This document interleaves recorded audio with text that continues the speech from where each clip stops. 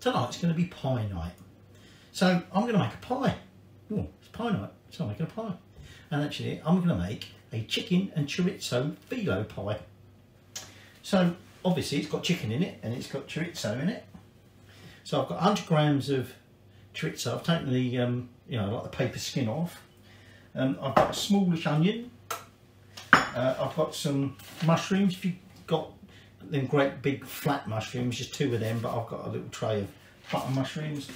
And I've got some chicken breasts. Now, weird thing here, it's almost impossible to buy 2 chicken breasts. So I've got like 2.5 by the looks of that. So we're going to be cooking those ingredients off in some olive oil, which I've already got in a pan. And once they're cooked, we're just going to let them cool completely. We're also going to need to wilt some spinach, and we're going to do that because again, we just want to get that cooked and drained and let that cool. And then the other ingredients we will add when we're ready to assemble the pie. So one of the ingredients, sun-dried tomatoes. We're going to be draining them and keeping the oil. So although I'm going to cook the meat and that in olive oil, we're going to be using that sun-dried tomato oil for later. So the first thing I'm going to do is I'm going to take my onion and I'm going to dice that finely. And I'm going to slice up my mushrooms fairly fine. So the chorizo, there's 100 grams here, I think I said. There's about, well, like I say, 2 large mushrooms there, 100 grams spinach leaves there. I've de-stalked them. And so, like I say, I've taken the paper off and I've got about 200 grams. And all I'm doing is I've cut each sausage, if you like, down the middle. And then I'm just going to fairly thinly slice this. Okay, and then all I'm going to do with my chicken is then basically trim off all the grotty bits and cut them into bite-sized pieces, and then we'll be ready to start the cooking. Put that oil on a medium to high heat, and what I'm going to do is I'm now just going to add all that chicken, and we're just going to fry that off, brown it off as such. Don't have to worry about cooking it too deeply just at this stage, but we want to get it cooked, as it were, all around the outsides before we start adding the other ingredients. So just going to get that in there and wash them up, and then we can start doing the rest. The chicken is still browning. I'm now just going to take this spinach and put that in the bottom of a pan, and then just going to cover it over with some freshly boiled water. And what we're going to do is, I mean, you could steam it if you wanted, because essentially what we want is to wilt this spinach. So got that covered. I'm now just going to put the gentle heat on that and let that simmer for a little bit until they're nicely wilted, and then we're just going to drain that off through a sieve. Now the chicken's not exactly browning, that's partly because of the amount of water that's in that chicken, but it is all sort of now semi-cooked all through. So at which point we're going to add the chorizo and the thinly sliced mushrooms and diced onion, and now we're just going to cook all that through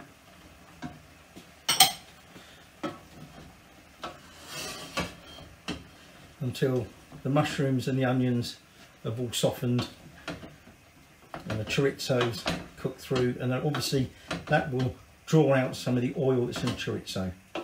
At that point we're just going to turn the heat off, cover it over and allow it to cool completely, like I say. So this isn't the entire filling.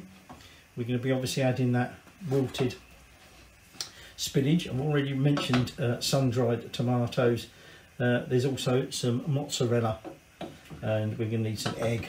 I'm just going to put that over there to cool a little bit, and then I'm going to cover it and we'll leave that to cool down for later. And now all I'm going to do and work out which one it is I'm meant to be turning off. Although, have I turned it off? I think I've already turned it off.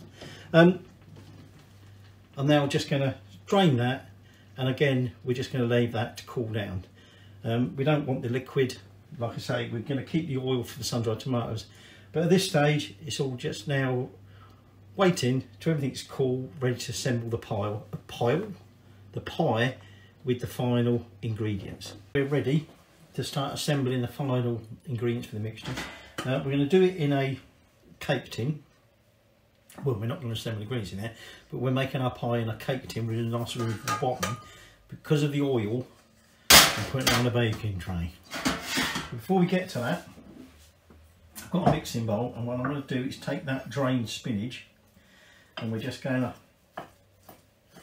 sort of roughly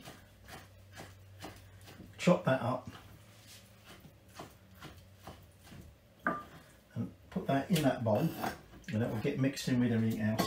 And then I've got basically it's about 200 odd grams of mozzarella there, so I might keep a bit there for there. Go me tapas. You want about 180 grams, and all we're going to do is we're going to dice this up, and then I'm going to add that into the spinach. Some paprika here, and I'll add about 1/4 teaspoon of that. Like I say, this is all going to get mixed together, and then I'm going to add about 1/4 teaspoon freshly ground black pepper. Now, take our meat mixture, if you like, and I'm going to use a what's name spoon, simply because there's still quite a lot of moisture in here, and we don't necessarily want all this moisture. And I'm just going to add that into that mixture. So I've just given that a little bit of a light mixing, but we're going to be mixing it a bit more because what I've got here are 2 eggs, and we're just going to beat them together and then mix that in with that. And then our final thing we're going to be needing to add is our sun-dried tomatoes. This is a 280 gram jar of sun-dried tomatoes. We only want about 1/3 of them. And like I say, we're going to drain off the oil. I think that's about all we need.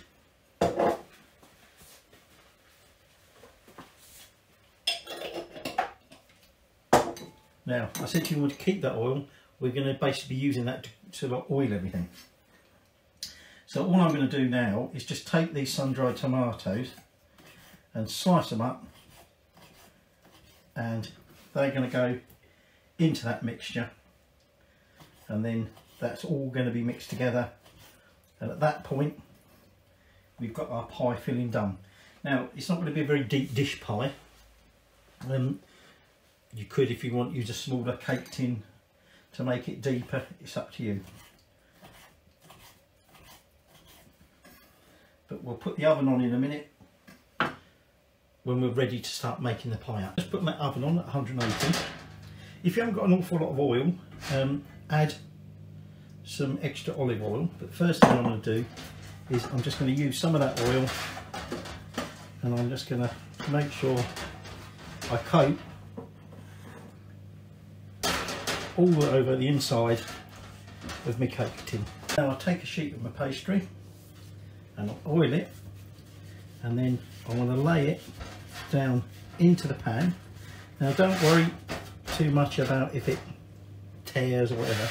We're going to be putting several layers in there, and we want stuff to overhang because we're going to be folding into the, or rather sorry, onto the top. So it's just a matter of going through. Now if you're going to take too long doing this, you might want to cover your sheets over so they don't dry out. But it's just spread some oil, and then oil side down into that pan, go all the way round, and then start laying more layers on top. So there we go. So let's have that a bit in there, and that's already covered up one of the tears from the first sheet. So I'm just going to keep going around like that, building up layers, making sure I've got plenty to fold over the top. So I've used that whole packet, which was about what was recommended. However, there's definitely multiple layers there. You want to make sure you've got at least 3 layers. And so now all I'm going to do is I'm just going to transfer our mixture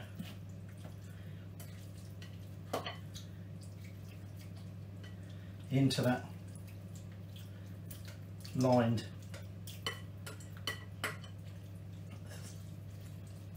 cake tin, if you like, pie tin. And now what we're going to do is now just fold them layers back inside, just pressing them down. Like I say, definitely more than 3 layers here, but that doesn't matter. I think I said you want your oven on at 180,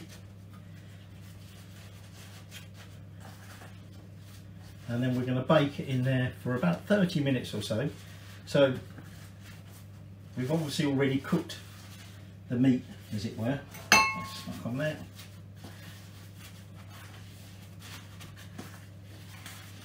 Actually, I don't think I need to eat.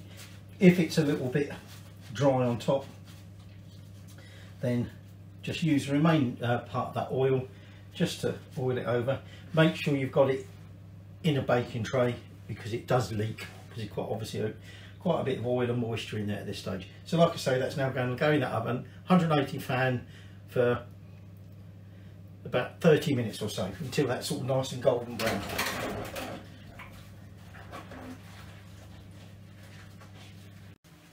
So that's the pie out. Give it about 40 minutes in the end. You can see the top's gone nice and brown. I was just a bit concerned that it wasn't necessarily quite so well done around the edges. Now we want to rest this for about 5 to 10 minutes before we remove it from the tin. So you can have a little rest.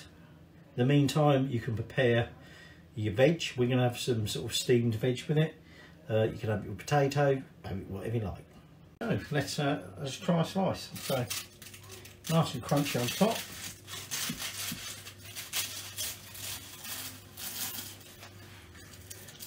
So very flaky. Let's cut a generous wedge. There was a lot of oil spilled out. It's gone on the floor.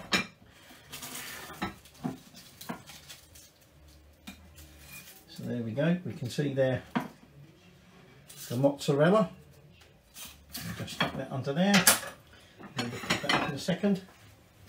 There we go. So let's give it a go. Let's just try that little bit at the end there.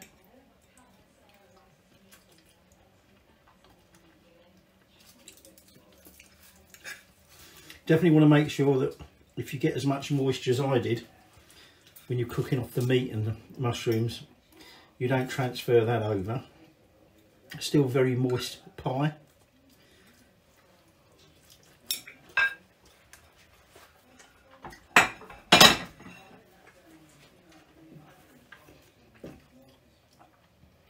Very cheesy.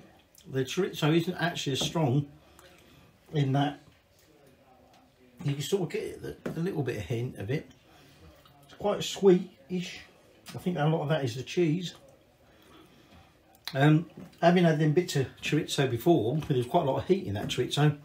Doesn't come across in this at all. But there you go, chicken and chorizo filo pie.